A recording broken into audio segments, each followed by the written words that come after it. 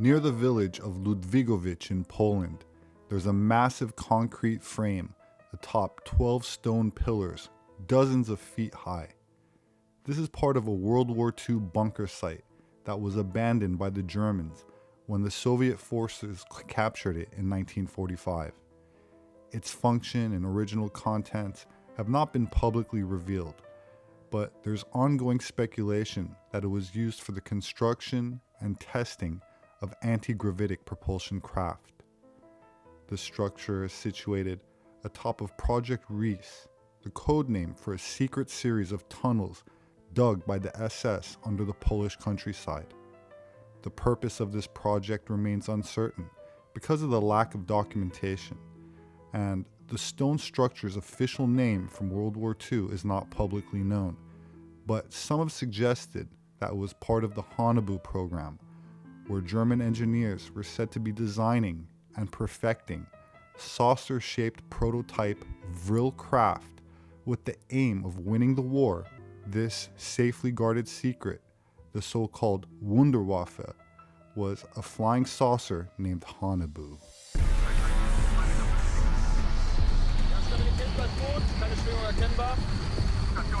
Much of the UFO sightings during and after World War II can likely be traced to the German scientists and their amazing advances in electrogravitic propulsion to power wingless or disc-shaped craft. The Battle over Los Angeles was the name given to a World War II event where over 14,000 rounds of anti-aircraft artillery was fired for hours at what was thought to be an enemy aircraft. The LA Times published a photo in its February 26, 1942 edition that showed the object illuminated by searchlights as shells burst around it. Many of these flying saucers from other sightings and leaks appear to bear the sign of the German cross on their outer skin. This is further borne out by numerous articles from the New York Times in which the U.S. soldiers in Europe reported seeing floating metallic spheres flying both alone and in clusters during the war. If the Germans had finished weaponizing these early craft in time, the fate of the world might have been very different. It is said that towards the end of the war, all prototypes of the Haunebu craft were ready for mass production. By 1945, they were allegedly evacuated to a German military base for submarines and ships in Antarctica, part of which was annexed and occupied by the Germans since 1938, when they claimed the vast territory called Neuschwabenland in Queen Maud Land. Base 211, a fortified outpost engineered for long-term survival, complete with underground facilities to shield against harsh polar conditions and potential invasions. It was none other than German Navy Grand Admiral Karl Donitz who said, quote, "The German submarine fleet is proud of having built for the Führer in another part of the world a Shangri-La on land, an impregnable fortress." In the war's final months, U-boats evaded capture to deliver high-ranking officials, scientists, and anti-gravitic prototypes to this secret submarine base established in deep underground caverns below the Antarctic glaciers, ensuring the survival of the Reich's most cutting-edge innovations amid impending defeat in Europe. In fact, over 100 U-boats remain missing and unaccounted for after the war ended.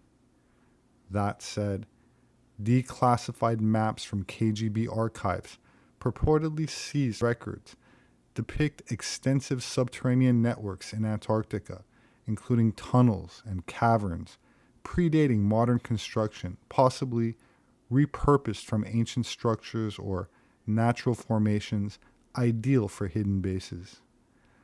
These maps align with whistleblower accounts of the engineers using geothermal vents and ice-penetrating drills to create self-sustaining habitats, drawing on wartime innovations in underground factories like those at the Harz Mountains of northern Germany.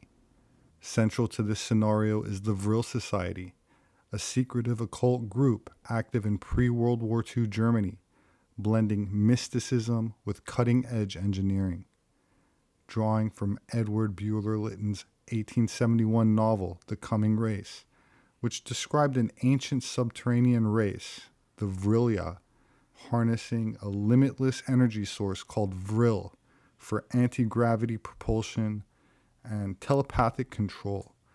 The society purportedly sought to replicate this through psychic mediumship and interdimensional or extraterrestrial contact.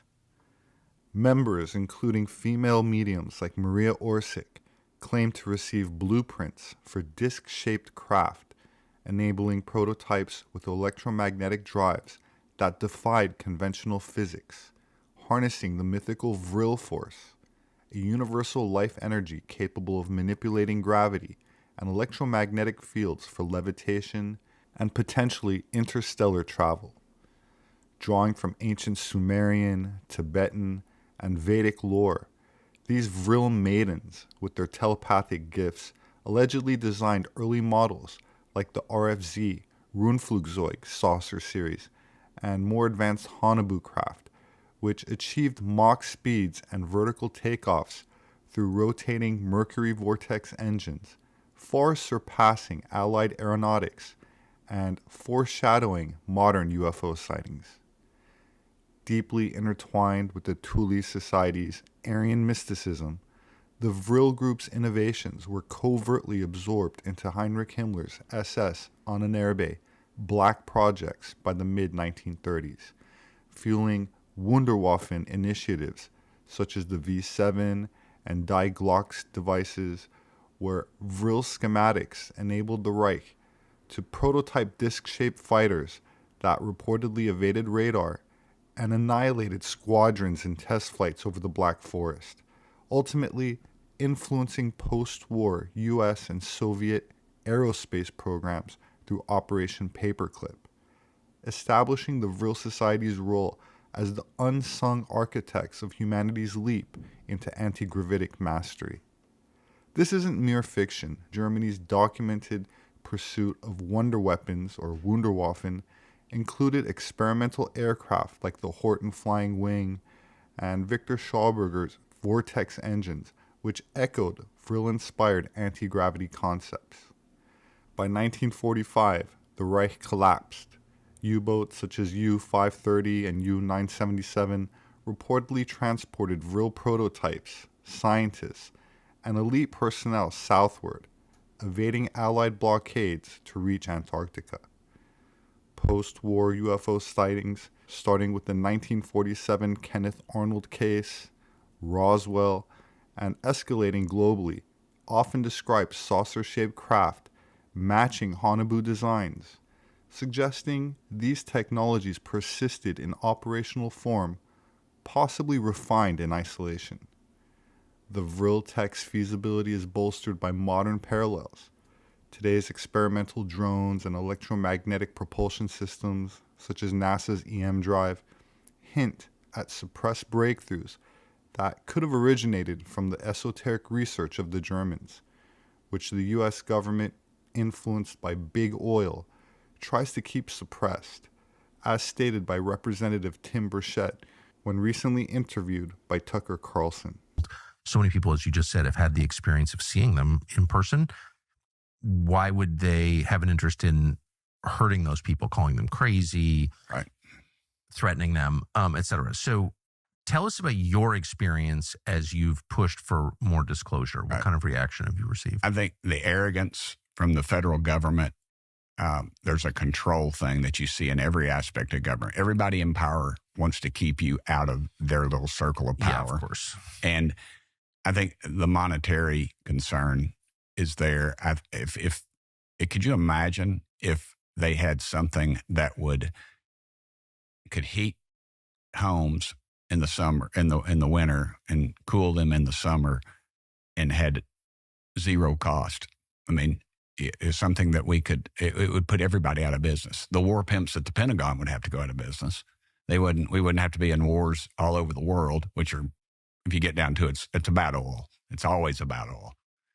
And so you've got the greed factor, you got the power factor, And then you got just the arrogance. The Bible talks about professing themselves to be wise that became fools. That's right. And there's nobody in Washington that doesn't think they're wise. I wonder, though, I mean, for sure. So you think this is an effort to hide the existence of superior technology because it's a threat to existing industry? I think that's part of it. The linchpin event tying these threads is Operation High Jump. In 1946 and 47, a massive Allied naval armada consisting of 4,700 armed personnel, an aircraft carrier, 13 ships, and 33 planes, under Rear Admiral Richard E. Byrd, literally invaded Antarctica, far exceeding any prior polar mission, and officially framed as weather research. Yet, the expedition's abrupt termination after just 8 weeks, amid unexplained losses, including a destroyer and multiple aircraft, fuels reports of combat encounters.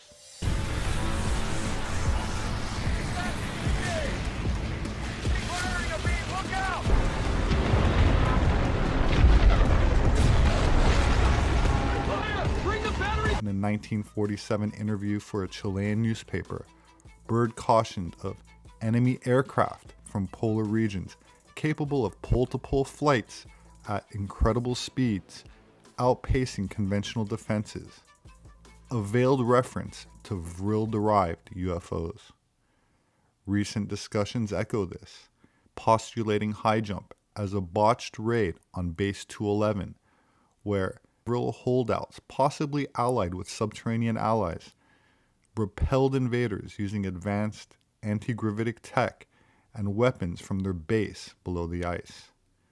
The operation's classified reports, only partially declassified, note unidentified aerial phenomena and seismic anomalies consistent with subterranean defenses.